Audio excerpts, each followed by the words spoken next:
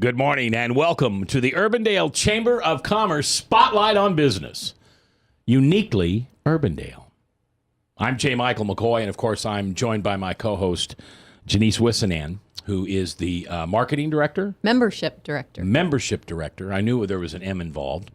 And the head chef for the Urbandale Chamber of Commerce. And she comes in every week and brings me 2 or 3 of her favorite membership or members of Urbandale Chamber of Commerce. And she's got one of her favorites today in Kyle Hamer. Hamer. Long A. Long A. Well, you know what I'm going to do? I'm going to put an E there because That's all right. I'm a radio guy. I can do that. It's been butchered multiple times. I was in high school at one event, and there was probably 9 different pronunciations. So you're used to it. I get used to it. Why don't you just change the A to an E?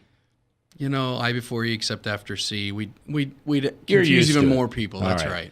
But spelling of your name is not what you focus on. You focus on helping small businesses market themselves. That is correct.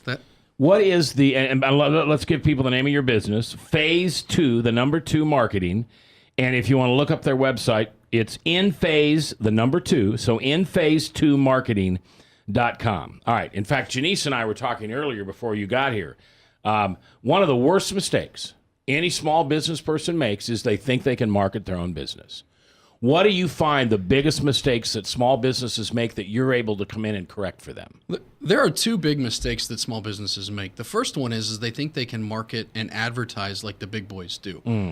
They come in and they say, hey, I'm going to take my small catering business or my restaurant, and we're going to try and market it like McDonald's markets or the Coke markets and present ourselves as a huge brand versus really focusing on what they need, and that's customers. The lifeblood of a small business is a customer. So their advertising efforts, their marketing efforts should be focused on client and customer acquisition. That's awesome. Instead of having big billboards and big names and logos and all that funky stuff they can put on a business card. That stuff's fun and it's important. But if you have a beautiful brand, but nobody buying, then you're wasting money. Yeah. Where does your passion come from? My passion comes from years of watching sales-driven organizations and marketing departments bicker. Sales and marketing, I think, are designed to work cooperatively.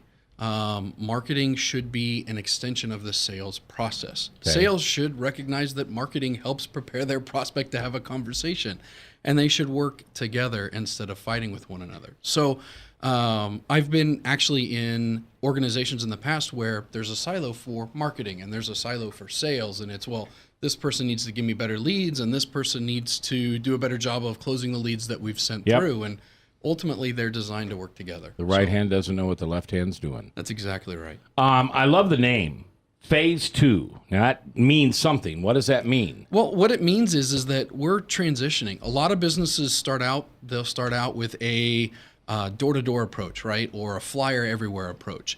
And once you've kind of built that baseline, you need to go to the next phase. You need to take the next step. And so for me, when I looked at it, Phase 2 was about helping businesses take the next step with their sales and marketing. All right. And I think it's interesting. You don't have an office. You work out of your clients' businesses, so you're into the culture. That's exactly right. The majority of the clients that I work with, there's this sense of who they are, this sense of self, this sense of brand that a lot of people want to do with pretty pictures, that you can communicate effectively in their message by understanding their culture, by understanding who they are and being where they're at.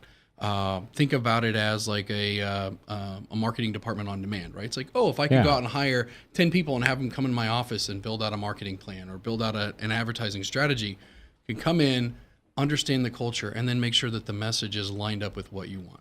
All right. So I'm a small business person, have been all my life. I always said I was an entrepreneur because I wasn't employable. I wasn't a very good employee. And I'm listening, and I've got an ego. I think I've got my business worked out pretty good. We're doing pretty good.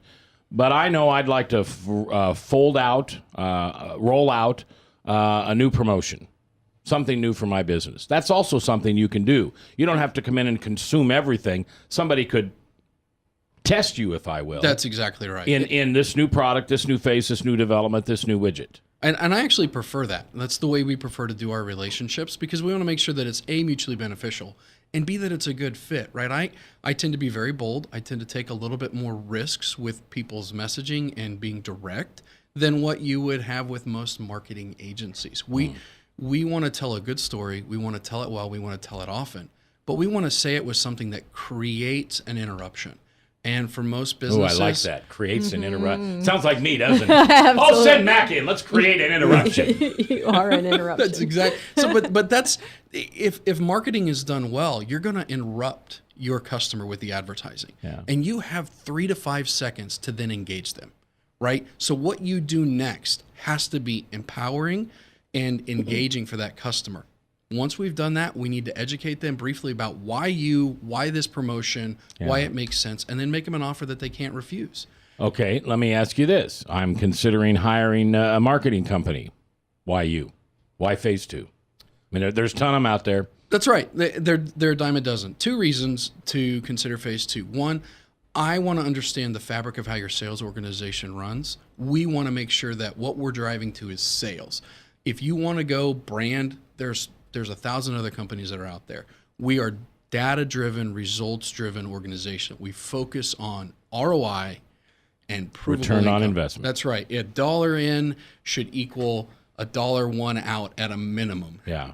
I like $1 in, $5 out. That's my favorite. We have a group that we're working with right now that they've spent about $1,000 this month, and their expected return is somewhere around $60K over the life of what they've gotten. So I wasn't kidding you. Actually mine was 3 for every one. right. I want a 75% return on my money. And a lot of people, they'll be lucky to eat a Keystone, which is twice, which would have been 2,000 if you put in 1,000. Right. Let me ask you this question. Besides your work, what are you passionate about? Family.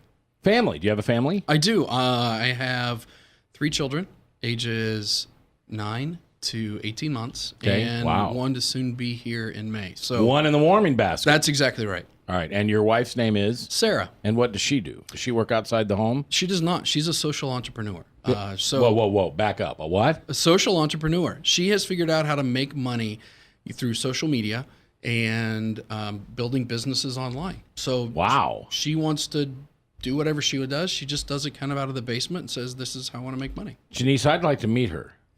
Can she come in sometime? Absolutely. Yeah, I'd like to meet her. I wanted to get to a little personal stuff with you, but I want to back up. Social media, that big a deal, or you can work around it?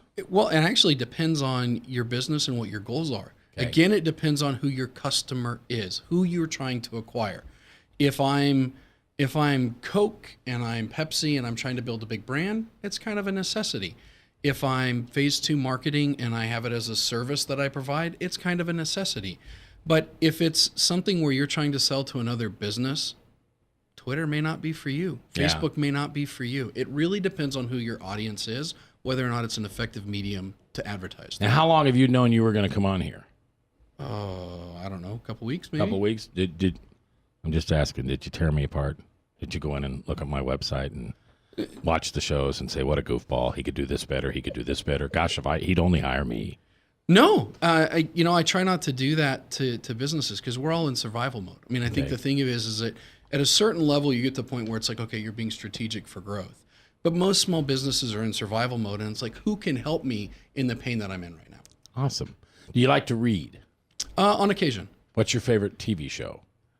Oh, that's a good question. Thank so right now I have a problem with the new superhero TV shows that they've put out. Yeah. So like Gotham, The Flash, yeah. Arrow. I tend to binge watch those. Yeah? Oh, yeah?